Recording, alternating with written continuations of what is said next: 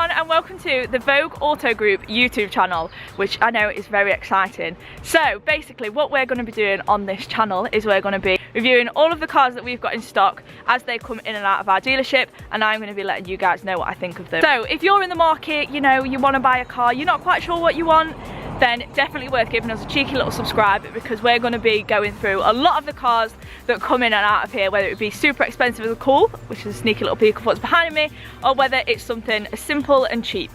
Without further ado, obviously you've probably already seen behind me, we have this beautiful Audi SQ7. Now what I'm going to do is I'm going to take this thing out for a drive. I'm going to give you a little rundown of everything that you need to know about it, and I'm going to let you guys know what I think. So here she is, the Audi SQ7 finished off in Sepang Blue, which is arguably one of Audi's nicest colours. She's sporting 22-inch rims and a full gloss black D-chrome, which really adds to the aggressive look of the car. And just in case you're wondering, yes, it does say V8T on the side, so you can flex at traffic lights. Interior wise, we've got everything that you could possibly want in here and more. There's full electric display with navigation. It has a cool little boost gauge, which is super fun to watch go up and down. We've got Bluetooth, got dual climate control, heated and electric adjusting seats. We've got the pop-up display. The list goes on and on and on and on. There's huge space in the back, and it really is the pinnacle of a family car. It comfortably fits 7 people because you've got the 2 electric seats in the boot, and this really is just a nice place to sit. Like, it is just the type of car that you would happily sit on the motorway in and cruise for hours and hours on end. So, this is like one of the first times I ever have actually driven an SQ7. It's the first time I've ever actually driven a Q7, to be fair. My first impressions are, I really like this thing. The first time, as soon as I got in it, I was a little bit concerned, obviously at the size of it, and I thought, oh my god, this thing is going to be like driving a bus round, but it is the complete opposite. It feels big, don't get me wrong, but once you're inside it, it feels like nowhere near as big as what it actually is. It feels like you're in like such a tight little cockpit, like all of the dash and everything around you. One thing that I would say has surprised me the most is how firm everything feels. So usually you would get into a car of this size and you obviously expect it to drive as how big it is. This thing is the opposite, so it feels so firm and so like solid almost. When I was doing my research upon the SQ7, there are a few reasons as to why it feels the way that it does. So the suspension is very high tech, as you would expect. A lot of the suspension is electronically controlled, especially the anti-roll bars. So when I was researching into it, the anti-roll bars can actually be coupled and uncoupled. So when you're driving in a straight line, the anti-roll bars are uncoupled, so that it's nice and smooth, it's nice and comfortable.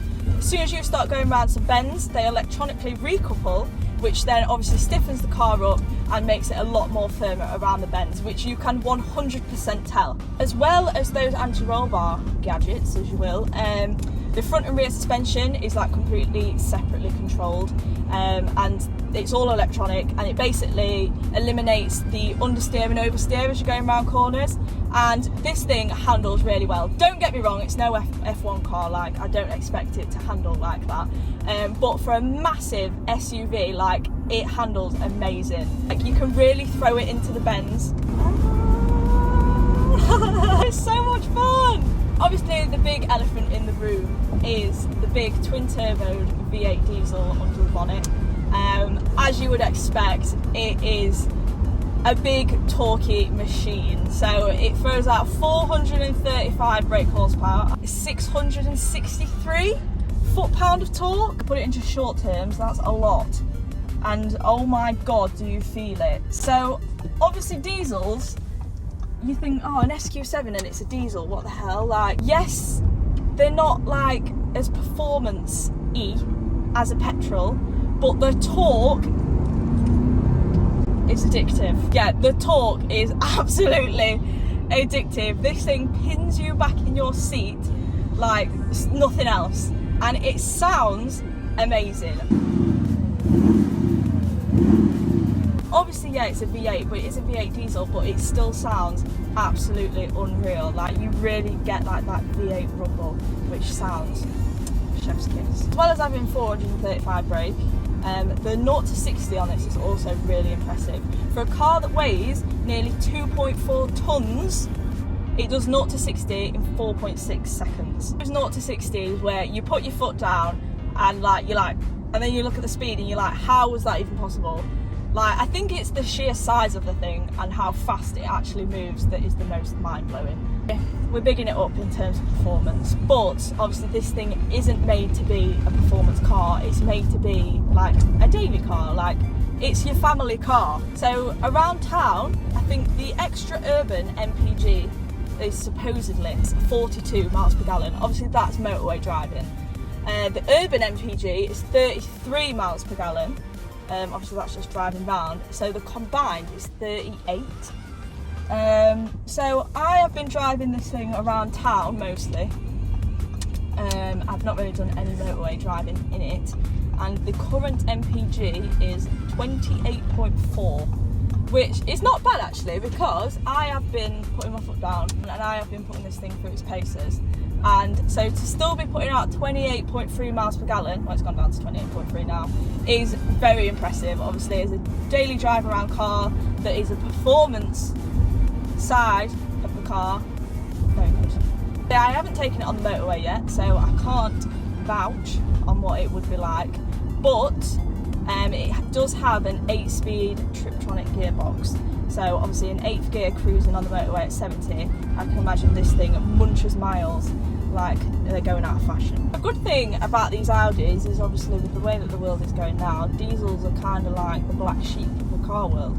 They are ULEZ compliant, so you can drive this thing through London and not have to pay the ridiculous charges, which is surprising considering it's a big V8 diesel. Obviously I've spoken a lot about like the performance side of the car, but there is also a lot to know about it as an everyday car as well. It is super drivable, it's super easy to drive. Like just the everyday gadgets, just like the speakers, amazing. Like it's almost got like that cinema sound to it. It's super bassy.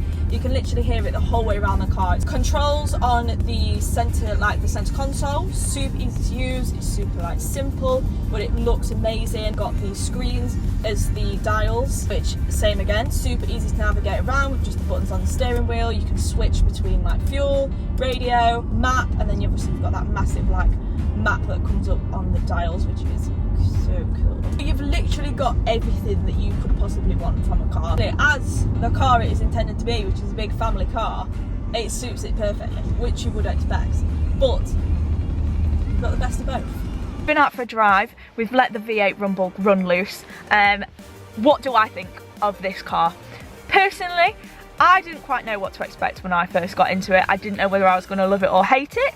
And in my head, I think I've always had this perception that these big Audis are just big, obnoxious, just all show, no go kind of thing. But oh my god, was I wrong. This thing has completely flipped my perception of these things. Yes, it's got V8T on the side.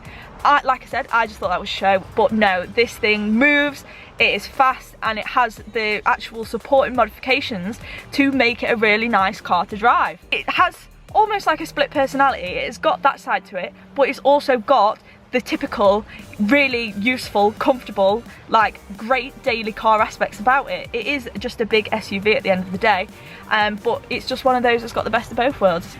So all round, yes, I am impressed with this car, and yes, I would 100% recommend, if you guys are in the market for looking for a sporty SUV, definitely go and give one a test drive. Or you could even come and give this one a cheeky test drive, as obviously it is for sale. So this car currently is for sale with us for $43,995. We have finance options available on all of our cars, and we take part exchanges. If you are interested, you know where to go. Obviously click our website down below. You can go and see this car, you can book a viewing, whatever you would like to do. And you can also check out some of our other cool stock, which obviously we're going to be jumping into hopefully soon, so we can get some more content out for you guys. If you like what you saw, obviously you enjoyed watching me take this car out, then make sure you give us a like, a comment, subscribe, all that jazz, and keep up to date with all of the other cars that we're going to be having coming in and out of our showroom, and obviously in and out of me going to take them for a drive.